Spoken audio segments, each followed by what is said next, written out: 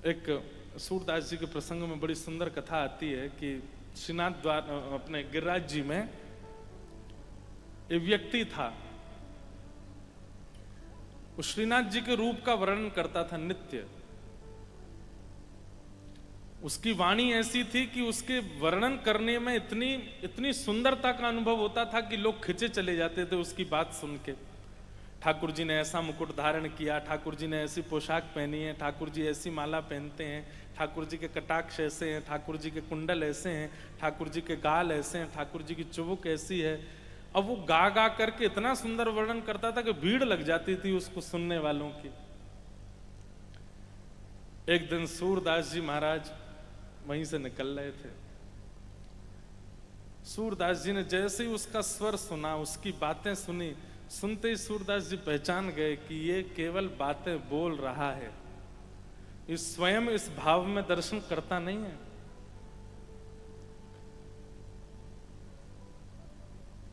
भक्ति विवेक जागृत करती है, ध्यान से सुनना।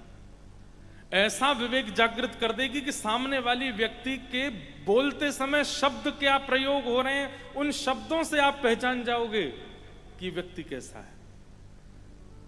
सूरदास जी महाराज ने जैसे उसके भाव सुने, भाव सुनकर के सूरदास जी हंसने लगे और सोचने लगे ये केवल बातें बना रहा है, खुद दर्शन नहीं करता है ठाकुर जी का।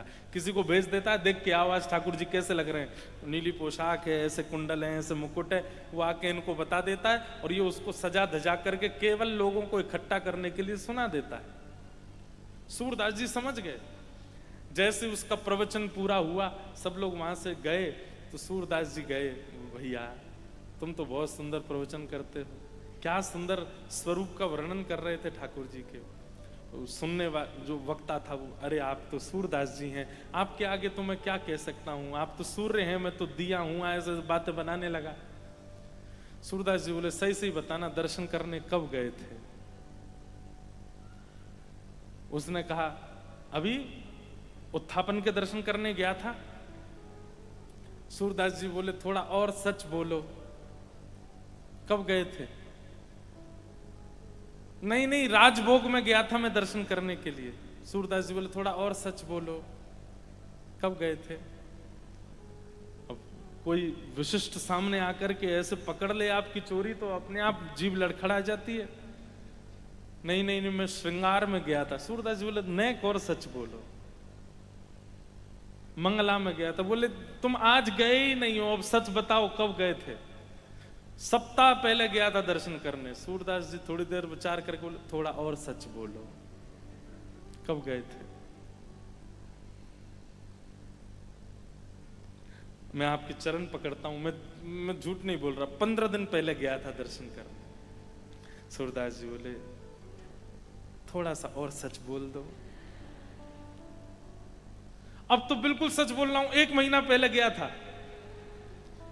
थोड़ा सा और, 1 महीना 20 दिन हो गए, ये तो अब पक्का बोलता हूं मैं।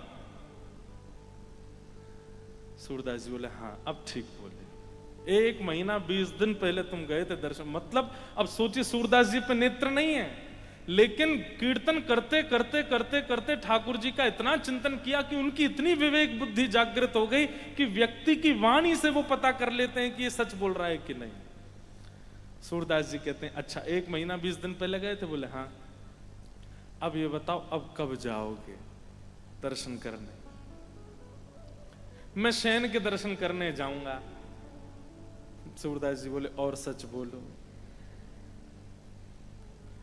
आज तो मुझे काम है, मेरे रिश्तेदार आ रहे हैं, मैं भूल गया था आपको बताना, कल सुबह मंगला में जाऊंगा दर्शन करने। सूरदास जी बोले नेक और सच बोलो। कल जाऊंगा, परसों जाऊंगा, बोलते गए। सूरदास जी बोले अब सुन, तेरे ऊपर छोड़ा तो तू जाएगा ही नहीं, और 4 दिन बाद तेरी मृत्यु और होने वाली है। वो तो घबरा गया। बोले सच बताओ। बोले हाँ मैं सच बोल रहा हूं, अभी चल। हाथ पकड़ करके सूरदास जी उसको लेकर के जैसे ही श्रीनाथ जी के सन्मुख पहुंचे, जैसे ही मंदिर में प्रवेश किया, आहा, सामने विराजमान श्री ठाकुर जी बोल पड़े आहा आहा जय हो जय हो। जाके दर्शन के कार्य में इतनी प्रतीक्षा कर रहा हो, वाकु आज स्वयं सूरदास जी लेकर के पधारे। सूरदास जी को यह सुनकर के अच्छा नहीं लगा। ठाकुर जी से बोले, जय जय,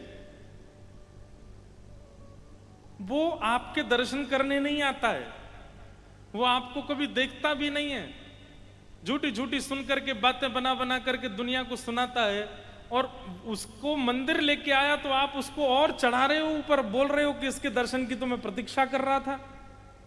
ऐसा क्यों कहा आपने? ठाकुर जी बोले, भैया जाकू मेरे पास लावे के काजे सूरदास इतनो व्याकुल है रोए, वाके दर्शन के काजे तो मैं भी व्याकुल है जाऊं। जाकू मेरे पास लावे के काजे सूरदास जी इतना मचल रहे हैं, उसके दर्शन को तो मैं भी मचल रहा था। उसमें कोई गुण नहीं है, पर आप उसको लाने के लिए इतने व्याकुल थे कि आपकी व्याकुलता मेरे चित्त में आ गई कि भाई मेरो सूर जाके काजे इतना व्याकुल हो रहा हो, मैं भी तो देखूं वो कौन है, या हमारे में व्याकुल है। तो मतलब दूसरा परहेज, जो कहो सो करो, या फिर जो करते हो वही कहो, जो नहीं करते वो मत कहिए। प्रसिद्ध कथा है, एक महाराज जी कुछ भी बोल देते थे तो हो जाता था। एक माता जी अपने नाती को ले गई, ये चीनी बहुत खाता है महाराज जी, इसको आप बोल दो चीनी ना खाया करे, आपके बोलने से हो जाता है। महाराज जी बोले 6 महीना बाद लाना। 6 महीना बाद माता जी ले गई तो महाराज जी बोले, बेटा चीनी नहीं खाते। ठीक है। माता जी बोली 6 महीना पहले ही बोल देते, क्यों इतनी प्रतीक्षा करवाई आपने? महाराज जी बोले, पहले मैं भी चीनी खाता था, पहले मैंने छोड़ी, पहले मैंने त्याग की, तब मैंने। अब इससे एक बात स्पष्ट होती है, किसी की वाणी का प्रभाव आप पर तब तक नहीं हो सकता है जब तक वो स्वयं उस आचरण को ना करता।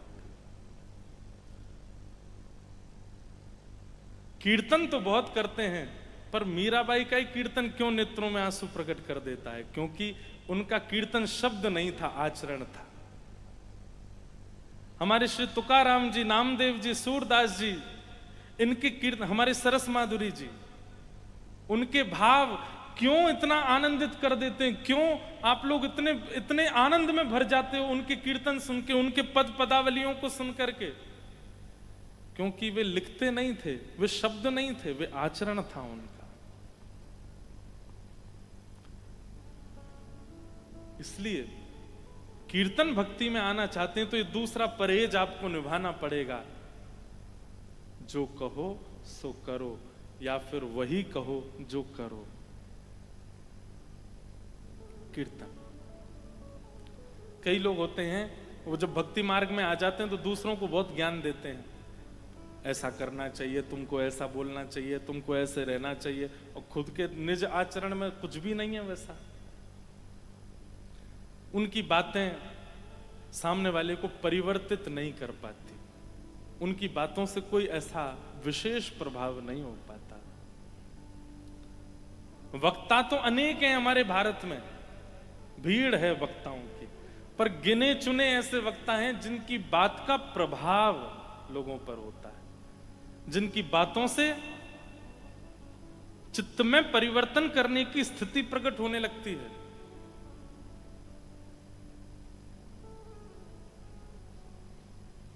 मुझे तो बहुत सुख आनंद होता है, मैं जब स्मरण करता हूं हमारे पूज्य श्री मलुकपीठ वाले महाराज जी, वे जब वाणी बोलते हैं, उनकी वाणी बोलते ही 1000 लोग यदि आगे बैठे हैं तो 900 लोगों में तो परिवर्तन की अपने आप स्थिति प्रकट हो जाती है कि हमें ऐसा करना है, हमें ये आचरण लाना है।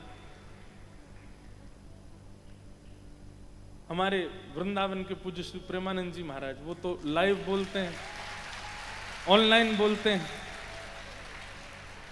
कितने युवा अपने आचरण को सुधार देते हैं उनका भाव सुनकर के। कैसे? क्योंकि उनके आचरण में वो भाव। इसलिए दूसरा परहेज है कीर्तन भक्ति का। और तीसरा परहेज क्या है? उद्देश्य की स्पष्टता।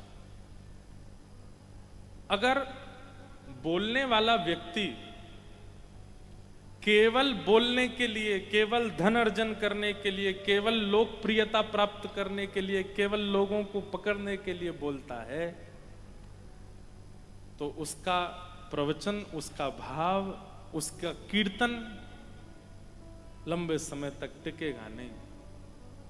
लेकिन उसका उद्देश्य क्या है? उद्देश्य केवल प्रेम है। उद्देश्य स्पष्ट होना चाहिए। कथा कहने के पीछे भी उद्देश्य होना चाहिए वक्ता का। उद्देश्य क्या है? जितने लोग बैठे हैं, इनकी जिम्मेवारी मेरे ऊपर है। इतना समय निकाल करके, इतनी धूप में, इतने ताप में अपने कार्य, कौन कौन कहां कहां से क्या क्या छोड़ करके, कैसी कैसी स्थिति करके आता है कथा सुनने के लिए। वक्ता की जिम्मेवारी होती है उन सबका भला हो, उन सबका कल्याण हो, उद्देश्य स्पष्ट हो,